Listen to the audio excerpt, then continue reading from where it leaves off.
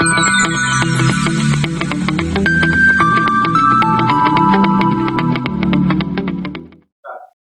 everyone, welcome to the video lecture series of cryptography and network security. I am your instructor Dr. Ramesh Prajapati, and today we are going to learn the application of hash function.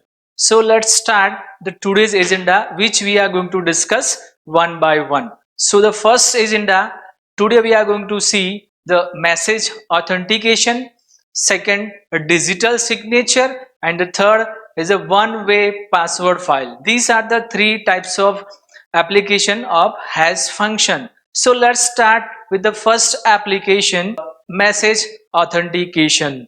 So the message authentication, the first of all, in your mind one question is, what is authentication? So the authentication is we can say that the verification of user identity. So let's take one scenario to clear the idea of authentication. In the network, the one sender and the different receivers are there, and the sender send the message to the receiver. So receiver is identify the sender is a perfect person or authenticated person. Same for sender is identify the receiver is a correct person, and the sender is identify the receiver is a correct person. So how we can identify these things? So that's why we identify the sender is a correct person and the receiver is a correct person. So we verify the user's identity. So here the message authentication is a one mechanism, or we can say that it provides a service used to verify the integrity of message. Integrity, it means that the sender send the message to the receiver who have assurance that it's received the same message without any modification, right? So this all about the integrity of message. The second, the message authentication is assurance the data received are exactly as sent. It means that during the transmission of the message, attacker should not able to modify the message. Then here we can use the concepts of the hash function. So the hash function is provide the authentication, and the hash function value, it means that in the hash function it accept the input of a variable, it accept the input of a variable length data block input, and produce the fixed length of code, and this fixed length of code is called hash code, hash value, or message digest. So here we use this message authentication, we use fixed length code for authentication of sender and the receiver, right? And here this hash function value, I already told you, this hash function value is referred to as a message digest or message or hash value or hash code, right? Then the various types of method are providing for authentication, right? So the first technique of message authentication is message authentication method 1. In this method, first of all, we are considering a two user A and user B. It means that it is also called the source A and the destination B. Then first of all, we are considering our plain text message, it represents the M, and we are applying the hash function on the message. After applying the hash function, it's generating a hash code, and this hash code is appended with the message, right? And after that we applied the encryption along with the key on appended hash code and plain text message. Now after applying the encryption, we are getting a message plus hash code. So now it's sent to the receiver. Here receiver do the same process, first of all receiver decrypt the message along with the key. After that, applying the decryption, we will get the message and the hash code. H of M, it represent the hash function. It means that after applying the hash function, it's generating a hash code. Now again, we are applying the hash function on the message. After applying the hash function, it's generating a hash code. Now we compare newly generated hash code and the appended hash code. If both are equal, it means that the sender is a authenticated person. And here you can see we can use the key, and this key is shared between the sender and the receiver. So the message have come from A and has not been altered. It means that if the both the message are, it means that both the hash code are same, it means that the message is come from A only and it's sent to the B. Right? Then the hash, here we generated the hash code, and this hash code is provides the structure required to achieve the authentication, right? So with the help of hash code we have to identify, okay, this is the authorized person, this is the authentication person or not. Okay. Then here we are providing the confidentiality. Why confidentiality? Because here we are applying the encryption, in every message. So the confidentiality and the authentication is achieved. Now we will go for the second method. The second method of authentication method is 2, and here again we are considering the same scenario, source A and the source B, and here again we are considering our plain text message represent the M, and applying the hash function on the plain text message. Now we will get the hash code, and on that hash code we are applying the encryption along with the key.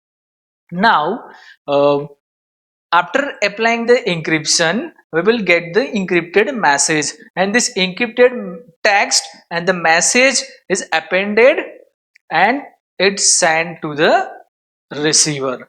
Now the receiver do the same process. It means the first of all it applying the hash function on a plain text message. After applying the hash function, it's generating a hash code, right? And second, on the hash code we are applying the decryption along with the key. So again it's generating a decrypted um, code. Then now we compare both the hash code. If both the hash code are equal, it means that the sender is an authenticated person and the receiver is also the authenticated person. So here we achieve the authentication, but here we cannot achieve the confidentiality. Confidentiality, it means that here encryption is not applied to entire message, so anyone can read your message. So your message should not be confidential over here, right? So here if we don't use the confidentiality, so it reduce the processing burden for those applications they don't require the confidentiality, right? So this all about the method 2. The next we will see the message authentication method 3. Now here again we are considering the same user, source A and the destination B. Again we are considering the plain text message, and here uh, we will have provide the secret code to the sender and the receiver, right? And this code must be secure between the sender and the receiver. So S represent the secret code. Now the message is appended with the secret code. After that we applying the hash function on the appended message and the secret code. After applying the hash function, it's generating a hash code, and this hash code is appended with the message. Now this message and the hash code is sent to the receiver. Now receiver, the first of all, in the receiver side, it appended the message with the secret code, and on that appended message and the secret code applying the hash function. After applying the hash function, it's generating a hash code. Now we compare both the hash code. If both the hash code are equal, it means that sender is a authenticated person and the receiver is also the authenticated person. So here it is possible to use a hash function but no encryption for message authentication. It means that again the same problem here, we cannot provide the encryption on the message, so any other person can read your message. And here second thing, we will share the secret key to the sender and the receiver. So the key is shared between the sender and the receiver, right? So this all about the method 3. And in the next method 4, again the same scenario, we are considering two users, source A and destination B, and next we are considering the plain text message and the secret code. The secret code will secret code is shared between the sender and the receiver, and this should be secure between the sender and the receiver. Now again we appended the secret code and the message. After that we applying the hash function on a appended message with the secret code. Now the after applying the hash code, it generating a hash. After applying a hash function, it generating a hash code. Now the hash code is appended with the message, and on that now we applying the encryption along with the key on appended hash code and the message. Now the message is sent to the receiver. Now the receiver first it applying the decryption along with the key. Now after applying the decryption, it's generating a message and hash code. Now the message and the secret code is appended. Now again we applying the hash code hash function on a appended message and the secret code. Now after applying the hash function, it's generating a hash code. Now we compare appended hash code and the newly generated hash code. If both are equal, it means that sender is the authenticated person and the receiver is also the authenticated person. And here we are achieve both authentication and the confidentiality. Why? Because encryption is applied in every message, and also the hash code is compared. If the both the hash code are equal, it means that the sender is the authenticated person and the receiver is also the authenticated person. So I hope you clear this idea. This all about the message authentication, right? The next application of hash function is a MAC. It means the message authentication code. So the message authentication is achieved. The message authentication is achieved using the MAC, message authentication code. And again, it is the same as the hash function. In hash function, we applying the in hash function we are applying the hash code, but in a MAC we are applying the MAC code.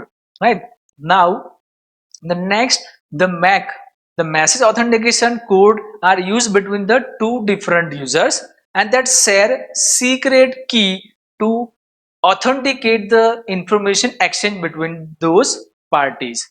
Now the MAC function takes input as a secret key and the data block and produce the hash value, and this hash value is referred to as a MAC, means message authentication code. Now in the combination of hashing in the encryption result in a overall function that is MAC, means message authentication code, and this method we have seen in the previous slide, right? The method number 2, message authentication method 2, right? And we will see this topic in a deep in the next session, right? And here we can see, if I want to find the MAC, so the here the seam must be applied on on a plain text message along with the key which gives the MAC, means message authentication code, right? The next application of hash function is a digital signature.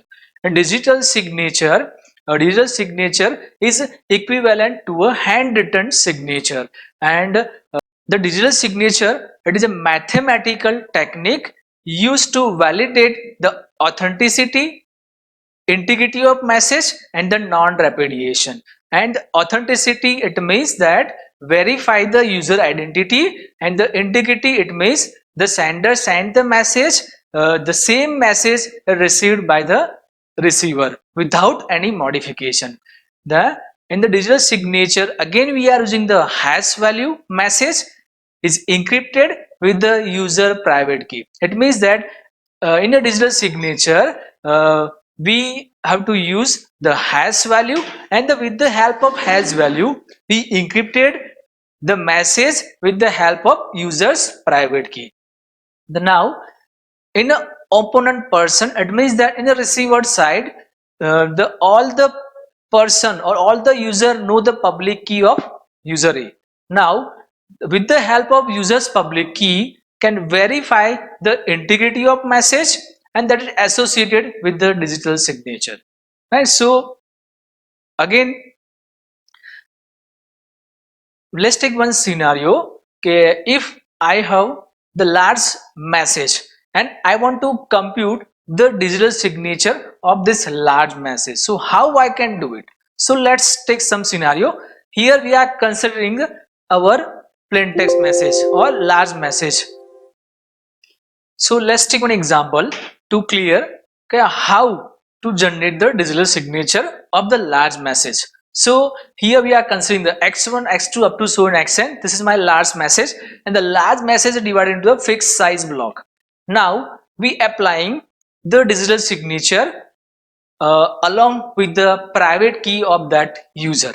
Now after applying the digital signature, it generates the signature, and this signature is generated for each and every block individually. It means that each and every block we applying the digital signature, and after applying the digital signature it generated that block of signature. So here each and every time we are applying the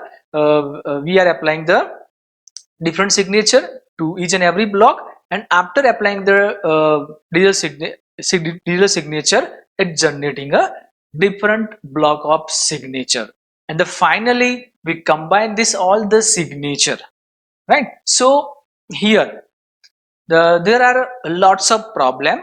Like the first problem is a computational overhead. It means that we have seen the RSA algorithm. In RSA algorithm, it involve the modular exponential. So in this digital signature we use the modular exponential uh, um, modular exponential.